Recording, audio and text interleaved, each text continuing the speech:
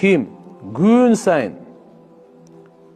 sayın 24 saatin içinde 100 jolu la ilahe illallahul malikul haqqul mubin dep aytsa.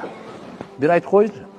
La ilahe illallahul malikul haqqul mubin. Oңой эле. 100 жол айтканга аз эле убакыт кетет.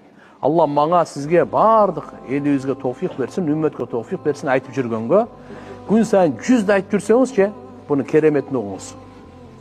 Kana lahu amana minal faqr, жакырчылыктан ага амандык берилет дейт болду. Бул жакыр болбойт деген сөз. Экинчиси, wa unsa min wahshatil qabr, кабырдын коркунучунанчы буга бейпилдик берилет экен, жочур кабайт экен да. Унс берилет. Кабырдын азабынан ага коркунуч болбойт. Үчүнчүсү, wastuftiha bihin ghina, ушул зикир менен буга байлык ачылат дейт. Байлыктын эшиги ачылат буга. Wastуqla bihi babul janna, жана бейиштин эшигин такылдатат дейт. Аллаху акбар. Жакырчылыктан амандык. Кабыр ким gün sayın